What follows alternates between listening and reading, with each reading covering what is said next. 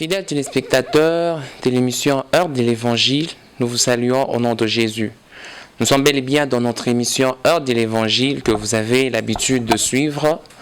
Et aujourd'hui, nous avons encore le réel et très très grand plaisir de recevoir pour vous un homme de Dieu à qui d'ailleurs vous êtes déjà habitué, un frère, un pasteur, un prophète, un visionnaire, pasteur Judy Kabangé. Bonjour. Bonjour frère Pascal et bonjour nombreux téléspectateurs et téléspectatrices, frères et sœurs qui nous suivent, que le Seigneur les bénisse. Vous allez très bien? Oui, ça va, par la grâce du Seigneur. Ça va très bien. Alors, chers téléspectateurs, nous sommes très ravis de recevoir un homme de Dieu encore bien dans cette génération. Et aujourd'hui, c'est encore très, très intéressant. Nous allons parler d'un sujet qui est encore intéressant, surtout pour cette époque, pour ce temps que nous traversons et encore pour beaucoup d'autres personnes, pour toute une génération, pour ce monde même. Et ce thème est tiré dans le livre de 1 Jean 5, le 4e verset. Ce texte nous dit « Parce que tout ce qui est né des dieux triomphe du monde. Or, votre foi, c'est la foi qui triomphe du monde. » Et aujourd'hui, je vais avoir encore ce réel plaisir de partager avec cet homme des dieux sur cette question. Avec vos Bibles, vous pouvez déjà ouvrir pour encore relire ce texte. Homme des dieux, quelle est cette grande motivation qui vous a poussé à prendre ce texte? En fait, le Saint-Esprit nous a révélé par rapport au problème du moment. Okay. Le problème que le monde est en train de traverser, le problème que l'Église est en train de traverser en ce moment, il ressemble à peu près au même moment, aux mêmes circonstances dans lesquelles l'Église au temps de l'apôtre Jean traversait. Okay. Cette épître a été écrite dans des temps où l'Église était en pleine persécution, où la foi en Jésus-Christ était remise en doute.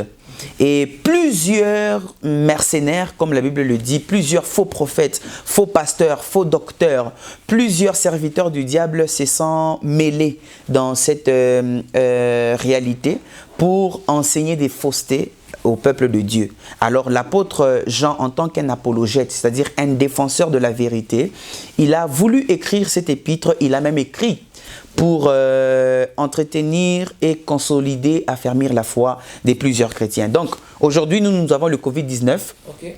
Et il y a plusieurs superstitions autour de ce Covid-19. Il y a plusieurs révélations en courte manche. Okay. À cause de ce Covid-19. Et nous, en tant qu'Église, nous devons savoir ce que Jésus veut par rapport à ce temps et quelle est sa volonté. Nous le savons par rapport à la révélation des Écritures et même par rapport à la manifestation du Saint-Esprit. Et donc, c'est par rapport à ça que nous avons choisi ce texte. Ok, ça commence encore à devenir très intéressant, surtout comme nous avons dit au tout début, surtout pendant cette période où tout le monde est exposé à tout. Oui. Aux fausses doctrines. Et aujourd'hui, quelle est cette particularité que ce texte peut encore apporter actuellement, parce que certains peuvent dire que ce sont des choses bibliques qui sont déjà erronées, passées. Ce texte, en quoi il est valable, surtout pour cette période du Covid-19 même que vous venez d'exposer, et d'autres choses qui peuvent même venir ou qui sont déjà venues? Alors, principalement, ça se base sur l'entretien de la foi. Okay. C'est l'entretien de la foi que ce texte, comme tous les restes écrits de la Bible, se base sur l'entretien de la foi. Vous savez, la foi est la seule chose qui a attiré l'attention et même qui a poussé à Jésus-Christ en séjour terrestre à rendre hommage. Il n'a pas été terrorisé, il n'a pas été attiré par la gloire des hommes, il n'a pas été attiré par les trésors ou quoi que ce soit que les hommes pouvaient ou peuvent même encore présenter. Mais Jésus-Christ a été attiré par la foi. Et il a même dit que par la foi, l'homme peut faire certaines choses que sa nature ne peut pas lui permettre de le faire. Donc ce texte, c'est principalement pour la foi. C'est principalement pour la foi. Mais bien avant, j'aimerais qu'on revienne un peu dans les textes. On dit car tout ce qui est né des dieux triomphe du monde. Qu'est-ce qui est né des dieux? Parce que par rapport, on a des francophones, surtout ici à Lubumbashi, qui peuvent dire des dieux viennent aussi de choses, au lieu que les textes disent que tous ceux qui sont nés des dieux, mais on dit tout ce qui est né des dieux. Qu'est-ce qui vient des dieux? C'est quoi cette logique qui est dans ce texte? Alors, dans cette analogie de ce texte, on parle de ceux qui sont nés de Dieu et de ce qui est venu de Dieu. Vous savez, dans l'évangile selon Jean, le prophète Jean-Baptiste est en train de dire ceci. L'homme ne donne que ce qu'il a reçu. Et ce qu'il a reçu vient de Dieu. Alors que, plus tard dans Jean 1, 12, 13, on dit... À tous ceux qui l'ont reçu, à ceux qui croient en son nom, elle leur a donné, la parole leur a donné le pouvoir de devenir enfants de Dieu. Lesquels sont nés, dans le verset 13, lesquels sont nés ni de la volonté de la chair, dans 2 21 on parle ni du sentiment humain, mais de la volonté de Dieu. Donc, ici, ce texte dans 1 Jean 5, 4, on dit « Ce qui est né de Dieu triomphe du monde ». On parle de tous les enfants de Dieu, tous les chrétiens, tous ceux qui croient en Jésus-Christ. Parce que dans le reste de la correspondance de Jean par rapport à l'Église, dans 1 Jean 5, 6, il dit ceci « Nous croyons en Jésus ». C'est-à-dire que il dit que ce qui est né de Dieu, premièrement, c'est la personne qui croit au Seigneur Jésus-Christ comme Seigneur et Sauveur. Et principalement, nous restons toujours dans le contexte de la correspondance de Jean, dans sa première épître, dans 1 Jean 5, 4, puisque c'est le texte qui nous régit. Donc tout le temps, nous allons comme ça le rappeler pour que ceux qui nous prennent en cours sachent de quoi nous parlons. Dans 1 Jean 5, en fait, tout l'épître de Jean, 1 Jean, 2 Jean, même 3 Jean, Jean est en train de parler de la foi. Il est en train d'amener les gens, les chrétiens, à ne pas céder à toute superstition ou à tout mauvais enseignement. Et il dit ceci, principalement dans 1 Jean 5, il dit qu'il y a de ceux qui ne veulent pas croire que Jésus-Christ était 100% humain et 100% Dieu ou divin.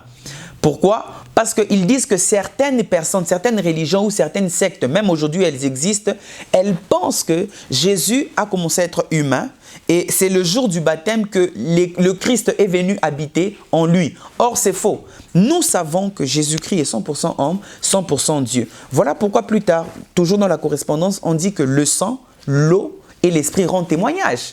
Ils rendent témoignage que Jésus-Christ est Seigneur ou il est le Sauveur. Voilà, donc en bref, je crois que je ne veux pas peut-être anticiper en amont certaines questions. En bref, ce texte nous parle de la foi en ce sens que Jésus-Christ est venu en chair pour sauver les humains afin que quiconque croit en lui ne périsse point et qu'il soit sauvé. Hébreux 9 est en train de dire ceci. Il peut secourir parfaitement. Pourquoi? Parce que lui aussi, il a été humain comme nous. Il a été tenté en tout et il n'a point péché. Voilà pourquoi nous les chrétiens, c'est nous seuls qui pouvons dire que seul Jésus-Christ est le Tout-Puissant. Pas un autre Dieu.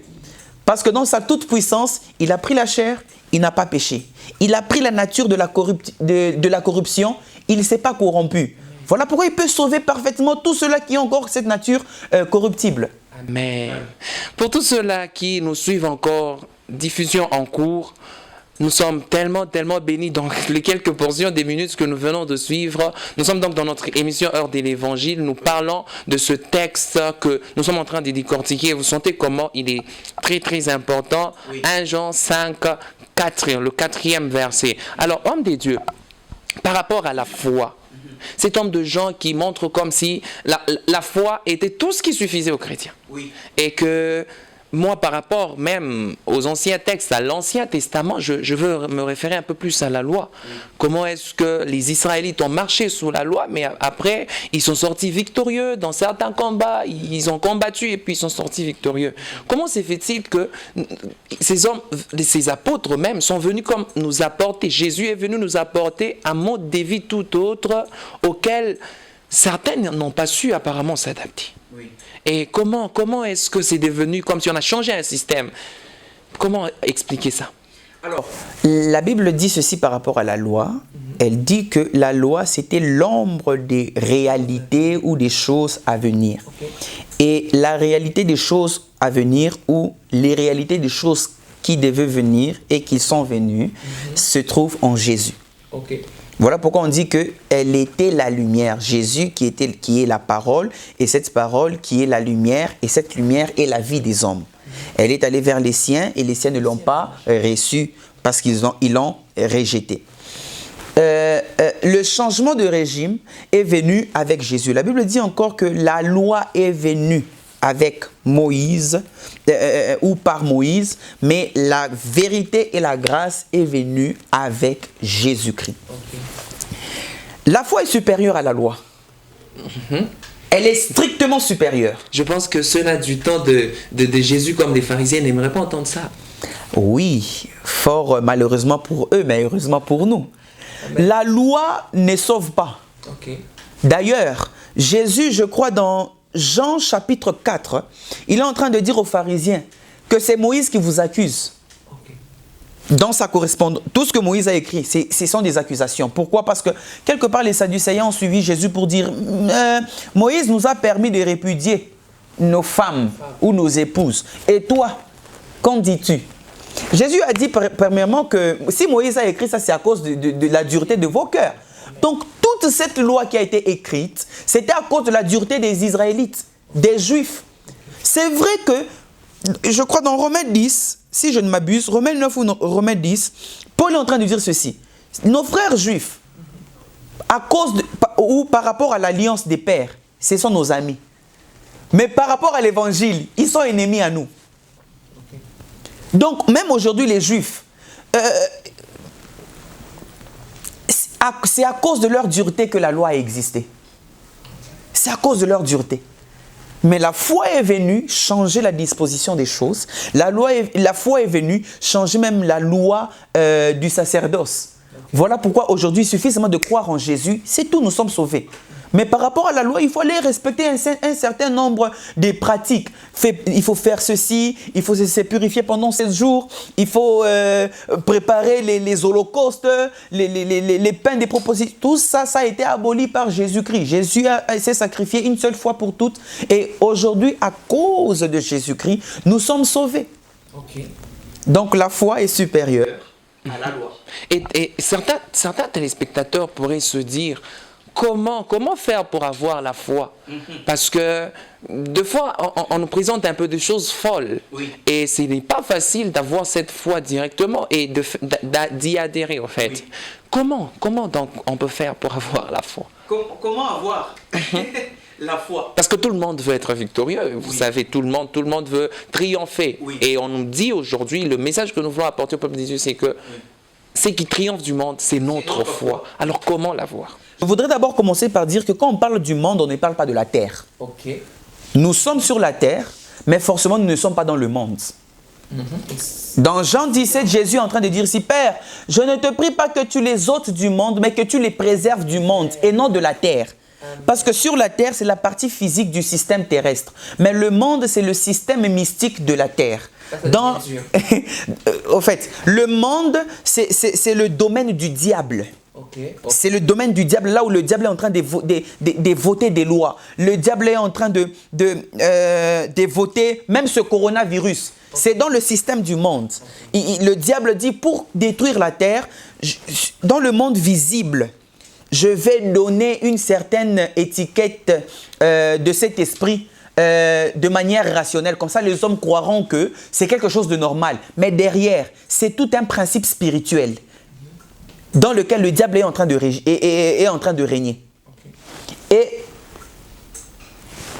Et Jésus, ou plutôt Jean, est en train de nous dire ceci. La victoire qui triomphe du monde, donc la victoire qui triomphe de tout le système du diable, c'est la foi. Pourquoi? J'aimerais un peu dire certaines choses.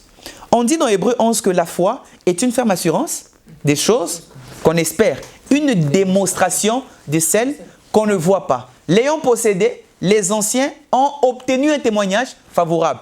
Mais quand on continue la liste, je prends par exemple l'exemple d'Abraham, notre père dans la foi. On dit que Abraham a accepté d'habiter sous les tentes parce qu'il avait en vue une cité dont l'Éternel seul était l'architecte. Okay. Donc la foi, c'est une démonstration des choses qu'on ne voit pas. Comment on va démontrer les choses qu'on ne voit pas? Quelque part, cette définition est bonne, mais elle n'est pas suffisante. Pourquoi? Parce que si on démontre ce qu'on ne voit pas, c'est-à-dire quelque part, on a vu ce qu'on veut démontrer, mais pas avec les yeux physiques. Pourquoi? Parce qu'Abraham, quand on explique la foi, Abraham avait en vue, on dit qu'il avait en vue une cité dans laquelle l'Éternel seul était l'architecte. Donc, il avait vu cette cité par la foi. Et si on dit que c'est les choses qu'on ne voit pas, c'est par rapport aux hommes. Je donne encore un exemple. Le coronavirus tel que nous le voyons, par exemple, ou n'importe quelle maladie, n'importe quelle épidémie, n'importe quel problème que nous rencontrons sur Terre, c'est quelque part, dans le monde, le système du monde, le diable a déjà créé certaines choses. Maintenant, ses disciples, ses acolytes, ses prêtres, ils prennent ces choses et ils viennent nous les montrer. Eux, ils voient déjà. Ils voient en avance. Quelque part, j'étais avec un ami évangéliste, il m'a montré une vidéo du DJ Arafat. Il est déjà mort. Il est mort avant le Covid-19. Et avant qu'il ne meure, il avait les cache-nez et il dit attention, attention, ça vient et c'est très...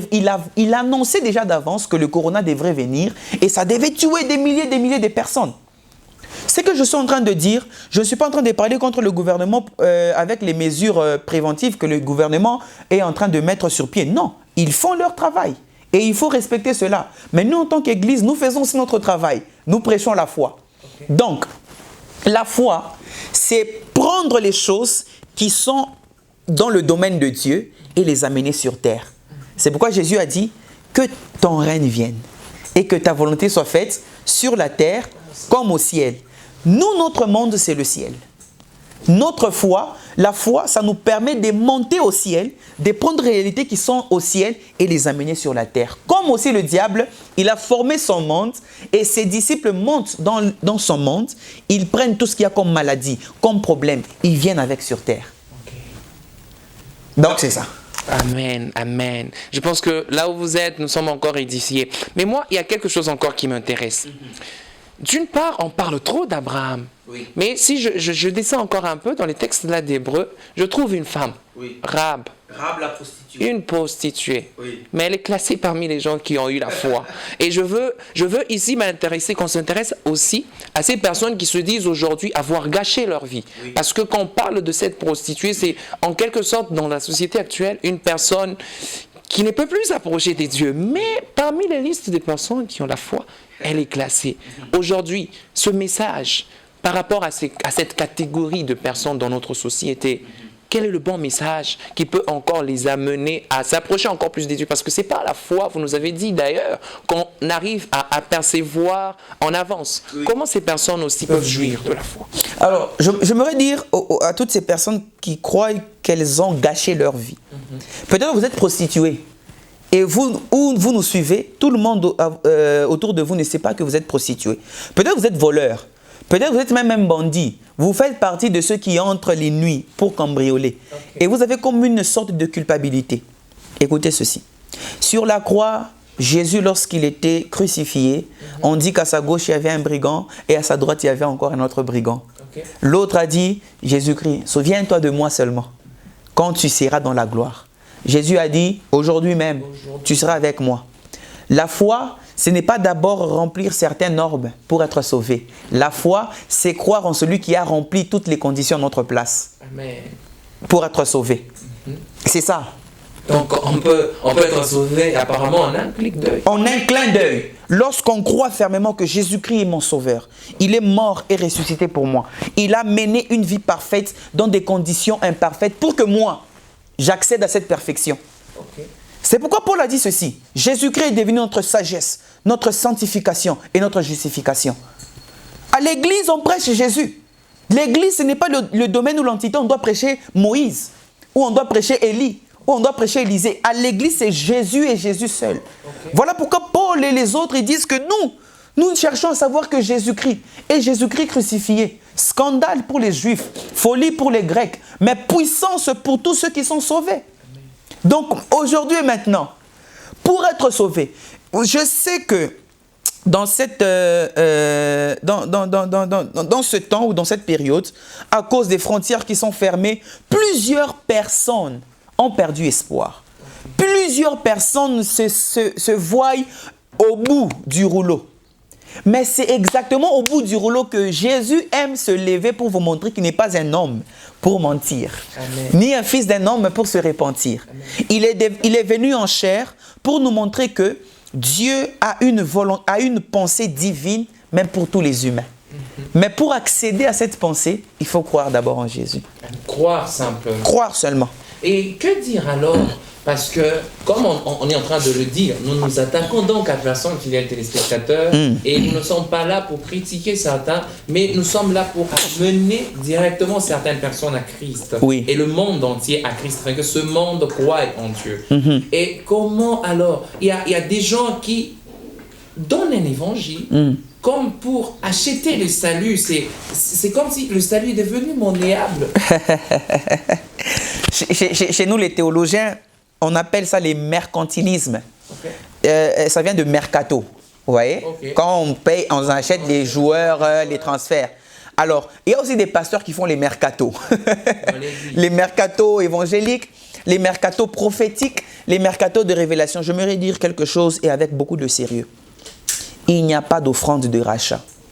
Dans les églises où on vous dit mettez dans l'enveloppe un tel montant ou bien tout ce que vous avez pour racheter vos familles de la malédiction généalogique, c'est faux.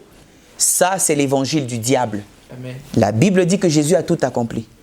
Mais dans le Nouveau Testament, il y a les offrandes d'action de grâce. Okay. Reconnaître l'œuvre de la croix. Dans Philippiens 4, on dit, je crois Philippiens 4, 16, on dit, ne vous inquiétez de rien, mais en toutes circonstances, faites toutes sortes de prières ou faites reconnaître vos besoins à Dieu en faisant toutes sortes de prières, mais avec un esprit de reconnaissance. Donc dans le Nouveau Testament, tout ce qui nous connecte à l'œuvre de la croix, c'est la foi qui se base aussi sur la reconnaissance. Or, on ne peut pas reconnaître ce qui n'est pas vrai ou ce qu'on ne retient pas pour vrai. J'ai un problème, par exemple, j'ai des difficultés. Ma femme ou mon fils est malade. Mes parents sont malades. Il y a la sorcellerie qui a visité notre famille ou notre maison. Les choses ont bloqué. Je crois d'abord que Jésus a tout accompli. Je crois qu'il est fidèle et je fais toutes sortes de prières avec esprit de reconnaissance. Je peux même faire une offrande. Je dis ça, ce n'est pas une offrande de rachat. Ce n'est pas une offrande pour briser je ne sais pas moi quoi, mais pour reconnaître que l'œuvre de la croix est efficace. Et le sang de Jésus parle mieux que celui d'Abel. Je dépose. Chez un homme de Dieu, ou à l'église, ou chez le pasteur. La Bible dit qu'il se faisait dans les actes des apôtres. Et on dit qu'il se faisait aussi des aumônes. Il se faisait des aumônes. Quand nous lisons les actes des apôtres, il se faisait des aumônes. Corneille a été visité par les aumônes. Oui. Amen. Il a été visité par les aumônes et les offrandes. Donc, ce sont des choses qui se font ou qui doivent se faire dans l'église. Mais les sacrifices des rachats, Jésus s'est sacrifié pour nous. Amen. Oui. Revenons donc à la foi et nous devons donc retenir que on n'achète pas le salut. On croit seulement en Jésus-Christ. Oui. Celui qui croit, il est directement sauvé. Oui. Alors, homme des dieux, oui. Aujourd'hui, comme on vient de dire, il y a beaucoup de choses qui se passent. Et moi, je trouve que le chrétien est tellement exposé à croire en tout, à placer sa foi dans n'importe quelle révélation selon Dieu. Parce que tout le monde vient maintenant au nom des dieux. Et on croit en tout. Même les choses qui ne sont pas bibliques, même les choses qui ne sont pas certifiées par l'écriture, on peut quand même croire. Et comment, dans quel cadre pouvons-nous placer la foi? Parce que nous ne voulons pas un monde, bien que nous sommes peut-être en danger, mais nous voulons un monde d'avisés. Parce que par la foi, vous nous avez dit qu'on voit en avance. Comment alors on peut arriver à cerner toutes ces choses? Alors, je voudrais dire ceci. Dans 1 Jean 5, 20, la Bible dit, nous savons aussi que le Fils de Dieu est venu et qu'il nous a donné l'intelligence pour connaître le véritable. Et nous sommes dans le véritable en son Fils Jésus. C'est lui qui est le Dieu véritable et la vie pour toujours. 21, on dit, petits enfants, faites attention aux idoles. Je voudrais parler au peuple louchois, au peuple congolais, puisque la télévision Mwangaza passe aussi sur Star Time. Je voudrais aussi dire peut-être à tous ceux qui nous suivent en dehors des frontières du pays, La foi, elle paraît simple, mais elle est grande. Elle paraît simple, mais... Elle paraît simple, mais elle est grande. Jésus a dit, si vous avez même la foi comme un grain de sénévé, vous direz à cette montagne, déplace-toi de là et jette-toi dans la mer. Okay. Je voudrais être très pratique. Il y a peu de temps, on a dit non, il y a, je ne sais pas moi si c'est un petit de quelque part qui aurait reçu une révélation pour dire si vous trouvez une mèche dans vos Bibles, mettez dans l'eau 10 litres et buvez, ça va. Non, ça c'est excusez-moi, ce sont des bêtises. Ce sont des bêtises. Amen. La Bible dit si tu crois seulement. Si tu crois, toi et ta famille, vous serez sauvés. C'est croire d'abord. Pas en ces choses, bien aimés dans le Seigneur. Si nous voyons la Bible, il y a ces fils, par exemple. Il y a ces fils. Ça peut être comme un cheveu, parce que ça se détache. Okay. Ça se détache. Ça peut être, il y a des Bibles qui sont reliées avec des fils. Donc c'est normal que dans des Bibles, vous trouvez des fils. Ça ne doit pas être une révélation. Ça, c'est à l'imprimerie. Et quand vous êtes une femme, il peut se faire que votre mèche soit tombée à l'intérieur. Ce sont des superstitions. La vérité ne se trouve qu'en Jésus. Amen. C'est simple. Invoquez le nom de Jésus. Invitez-le. Il a dit lui-même, là où 2 ou 3 sont réunis en mon nom, je suis là au milieu de vous. Okay. Il suffit seulement de croire en Jésus. Il suffit seulement de croire en l'œuvre de la croix, c'est tout. Et puis, je suis très convaincu que la plupart des personnes qui croient aux superstitions, la Bible dit ceci, Dieu a placé la loi naturelle dans chaque cœur humain. Amen. Ils savent même, au-dedans d'eux, ils savent même vous qui me suivez, vous sentez au fond de vous que certaines choses ne marchent pas, mais vous le faites seulement. C'est le Saint-Esprit qui vous parle, par la loi que Dieu a mis au-dedans de vous. Il dit, au fait, chaque humain sait reconnaître son Créateur. La preuve en est que même quand quelqu'un rêve, il n'y prie même pas, mais quand il rêve que Jésus lui apparaît, il sait reconnaître que c'est Jésus. Pourquoi? Parce que son Créateur, on le reconnaît toujours. Et même les enseignements que vous recevez ça et là, quand vous ne sentez pas la paix au-dedans de vous, sachez que c'est votre Créateur qui vous interdit de croire en cela. Okay. D'abord, avant vraiment de revenir encore à nos questions de base, j'aimerais qu'on...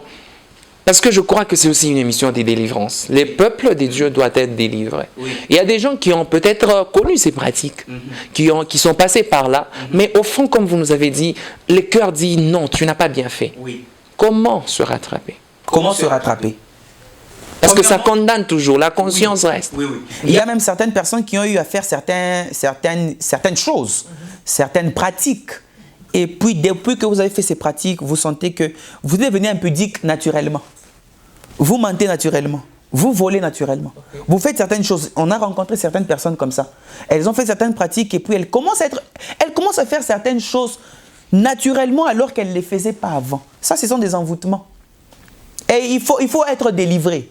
Si vous avez des pasteurs, vos pasteurs dans vos églises, et vos églises sont sérieuses, allez voir vos pasteurs, demandez la délivrance, qu'on prie pour vous. Si vous n'avez pas d'église, et vous sentez, parce que ce que je dis, je ne me défends pas, je parle de la part seulement de Dieu, vous sentez dans votre cœur que vous pouvez nous contacter pour vous prier pour vous, contactez-nous. On pourra prier pour vous, même je crois à la fin de l'émission, on aura le temps de prier pour certaines personnes. Okay. Contactez-nous, on priera pour vous. Parce que dans 1 Jean, chapitre 4, on dit que le Fils de Dieu a apparu pour détruire les œuvres du diable. Donc, ce que nous faisons, nous ne parlons pas seulement.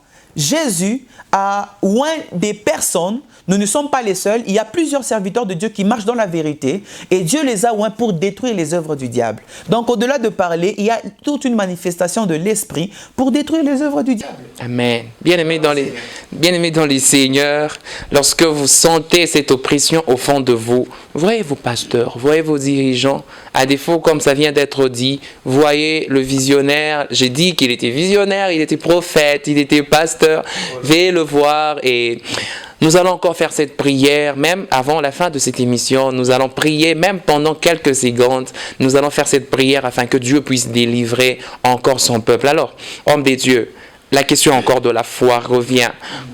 quand on a dit que c'est la foi qui triomphe du monde, il y a deux choses. On a dit, le monde, c'est l'univers du diable, c'est ce système, les manifestations du diable. Les gens aiment trop voir. Vous savez, quand il veut expérimenter la foi, il veut les choses palpables. Comment il peut y arriver alors qu'on est en train de parler, même aujourd'hui, d'un monde où vous nous avez dit, si tu es voleur, si tu es méchant, toutes ces choses-là, comment est-ce que tu peux arriver à voir, comment est-ce que tu es en train de détruire ce monde-là du diable? Et comment est-ce que tu es en train de vaincre? Parce que, au fond, même après, il y a certaines choses qui reviennent toujours dans les cœurs. Tu sens comme si tu n'avais pas pris de l'emprise. Comment la foi nous amène encore à triompher de ces choses-là? La foi nous sort dans un système. Pour nous connecter dans un autre système. Dans le système de Dieu où il y a la parole de Dieu qui commence à triompher. Et on commence maintenant à se nourrir de la parole du Seigneur chaque jour pour parvenir à la perfection. Et cette perfection, c'est ressembler à Jésus. Dans Éphésiens 4, 11, 12, 13, 14, on dit ceci. Il a fait des ministres, des prophètes, des docteurs, des pasteurs, des évangélistes en vue de l'œuvre du ministère et du perfectionnement de saints. Et puis on dit jusqu'à ce que tous nous soyons parvenus à l'unité de la foi et à la ressemblance du Fils de Dieu qui est Jésus. Donc l'église, tout ce qui s'est fait dans l'église, l'œuvre du Saint-Esprit c'est sur terre jusqu'au jour de l'enlèvement, c'est pour nous amener à ressembler à Jésus. Et c'est possible. Comment ressembler alors à Jésus? Et c'est possible. Ressembler à Jésus, ça ne veut pas dire que nous aurons la teinture de Jésus ou nous aurons, je ne sais pas moi, les cheveux de Jésus, parce que les Juifs, ils ont quand même des beaux cheveux, pas comme nous ici. Non, ressembler à Jésus, c'est avoir la nature du Christ au-dedans de nous. Être rempli du Saint-Esprit et que la parole de vie commence à vivre au travers de nous et au-dedans de nous. Ressembler à Jésus. Et tous au ciel, nous ressemblerons à Jésus. Quand il reviendra, nos corps seront transformés, mais je ne suis pas là. Là, ce sont les choses qui concernent l'eschatologie, la fin des temps. Mais, pour répondre à votre question, vous savez que tout le monde voit. Parce que tout le monde voit. La preuve en est que tout le monde a la capacité de rêver. Donc, dans les rêves, on voit. Mais on ne voit pas avec nos yeux physiques. L'homme est spirituel. L'homme est spirituel et sa personne spirituelle doit commencer d'abord à voir. Et s'il y a des gens qui ne rêvent que, par exemple, parce que nous sommes à Lubumbashi, même le Swahili, il y a des gens, ils rêvent, on vient les prendre. On les prend, ça c'est anormal. Mais maintenant, il faut prier pour cette personne pour qu'elle commence à voir maintenant comment Dieu la voit. C'est normal de rêver. Tu es endormi, les anges viennent, vous causez, le Seigneur t'apparaît, vous causez, c'est normal. Mais c'est normal que tu rêves des personnes de nulle part. C'est anormal. Tout le monde rêve, donc tout le monde voit. Maintenant, comment triompher du monde? C'est simple. Je ne veux pas cesser de dire tout au long de cette émission, de croire d'abord en Jésus. Vous savez, le danger aujourd'hui avec les évangélistes, je ne parle pas des évangélistes moi comme ministère, mais moi, ce que je suis en train de faire, j'évangélise. Ou le danger avec tous ceux qui parlent de la part de Dieu, c'est qu'ils pensent qu'au-delà du message de Jésus, il faut ajouter autre chose. C'est ça le danger. Alors on commence à parler de certains mystères, alors que le mystère longtemps caché est révélé maintenant, c'est à savoir que Christ en vous, l'espérance de la gloire. Donc tout ce qu'on doit faire maintenant, c'est de placer le Christ au-dedans de chaque chrétien. Mais le placer, ça passe par les enseignements de la parole, par la prière, la méditation et une vie conduite par le Saint-Esprit. Donc c'est un long processus, pour vraiment finir dans, c'est un long processus. Ce sont des processus, ce sont des étapes à remplir. Les choses de Dieu, ce n'est pas les instantanés. Même la délivrance peut se passer aujourd'hui. On prie pour toi, les démons du mensonge te quittent. Le démon de l'impudicité te quitte. Les démons, les envoûtements, des blocages, des liens des familles te quittent. Mais tu ne vas pas rester là. Il faut maintenant être enseigné. Comment être un bon chrétien? Comment toujours plaire au Seigneur? Comment ne pas attrister le Saint-Esprit? Comment marcher dans la puissance? Comment manifester les œuvres de l'Esprit? Parce que dans Jean 16, 17, on dit, voici les signes et les miracles qui accompagneront ceux qui auront cru. Donc, il y a des caractéristiques qui sont attachées à ceux qui croient.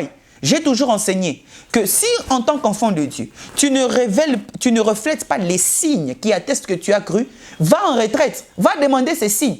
Ou examine-toi, qu'est-ce qui cloche chez toi qui t'empêche à manifester ces signes?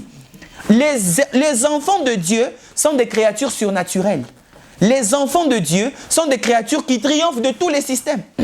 L'histoire de l'Église dans la Bible nous montre que l'Église a grandi dans des moments difficiles. C'est Dieu dans sa sagesse qui nous a montré que l'Église ne respecte pas les conditions sociales. La société peut être bonne ou mauvaise, mais l'Église respecte son régime de croissance, de développement, de la tête et non la queue. Amen. Homme de Dieu, nous avons vraiment été bénis, comme promis. Mais moi, j'ai cette conviction au fond de moi. Oui.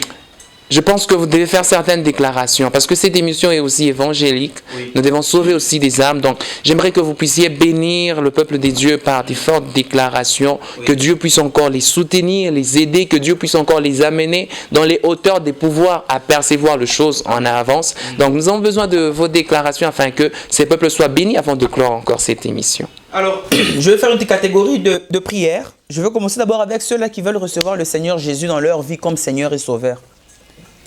C'est la première fois que vous sentez comme une certaine interpellation profonde qui vous parle sincèrement et qui vous montre que vous devez maintenant décider de votre éternité. Vous savez, sur terre, ici, ce n'est qu'un petit passage. 100 ans, 120 ans, 80 ans, et puis après on meurt. Il y a l'éternité qui nous attend. Donc tout ce que nous faisons ici sur terre, c'est pour garantir notre éternité. Amen. Maintenant, mon frère, ma soeur, dans quelle éternité tu seras? Celle du diable ou celle de Dieu? Si tu veux gagner le monde, la Bible dit ceci. À quoi servirait-il à un homme de gagner le monde s'il perdait son âme? Alors tu vas mettre ta main sur le cœur. Je vais prier avec toi, toi qui viens de recevoir le Seigneur Jésus-Christ. Tu veux le recevoir. De partout où tu es, n'aie pas honte. Mets ta main droite sur ton cœur et prie avec moi. Seigneur Jésus, aujourd'hui, je prends la décision de te suivre. Je laisse le monde derrière moi. Je vais saisir la croix et marcher en ami de la croix. Viens me sortir de mes péchés. Viens me guérir de la maladie de la chair. Et viens m'emmener à marcher avec toi et à te ressembler. Jésus, je t'ouvre la porte de mon cœur. Entre et demeure. Sois le maître et le sauveur de ma vie. Au nom de Jésus. Seigneur, je prie pour toutes ces personnes qui viennent de te recevoir aujourd'hui. Jésus, sois leur Seigneur et leur Dieu. Prends possession de leur vie et emmène-les sur le chemin de la vérité. Éloigne-les de la corruption de ce monde et du mensonge du diable au nom de Jésus. Amen. Amen. Je vais aussi prier pour toutes ces personnes qui ont des maladies. Le Seigneur me met à cœur de dire qu'il y a certaines personnes qui souffrent des maladies d'estomac. Ce sont des maladies anormales. C'est anormal. Mettez votre main sur à la partie où l'estomac manifeste la douleur. Ou encore, vous avez n'importe quelle maladie, mettez vos mains. N'importe où la douleur s'exprime. Je vais prier pour vous au nom de Jésus. Père, je viens avec mon frère et ma soeur, dans le nom puissant de Jésus. Que tu guérisses ces maladies. À partir de maintenant, que ces douleurs d'estomac disparaissent. À partir de maintenant, que ces maux de tête disparaissent au nom de Jésus. À partir de maintenant, que ces douleurs aux pieds, aux jambes, aux hanches, aux colonnes vertébrales, dans le nom puissant de Jésus-Christ disparaissent. Que ceux qui ont des problèmes, Dieu, Seigneur Dieu, que tu les répares au nom de Jésus. Au nom puissant de Jésus-Christ. Et ce n'est pas le temps de dépenser de l'argent, mais Père, je veux que toi, par la provision de la victoire de Golgotha, que tu puisses compenser en guérissant les maladies, en guérissant les malades, en renvoyant libres les opprimés, les captifs, au nom puissant de Jésus-Christ. Et ceux qui ont des problèmes de finances, ceux qui se demandent comment est-ce qu'on va s'en sortir, ceux qui ont été licenciés, Seigneur, je prie qu'un miracle puissant leur soit accordé au nom de Jésus-Christ. Bénis ton peuple, bénis la République démocratique du Congo. Bénis notre gouverneur Kiaboula, bénis notre président Antoine Félix Tshisekedi et tous les gouvernements. Au nom puissant de Jésus-Christ. Amen. Amen. Fidèles téléspectateurs, nous sommes vraiment au bout de notre émission. Nous avons donc reçu aujourd'hui pour vous l'homme de Dieu que vous avez d'ailleurs l'habitude de suivre dans notre émission Heure de l'Évangile, les bien-aimés Judy Kabonge, et nous avons plus parlé sur la foi. Nous sommes donc contents de vous avoir si nombreux et nous devons donc prendre congé de vous et en vous disant à la prochaine et bye bye.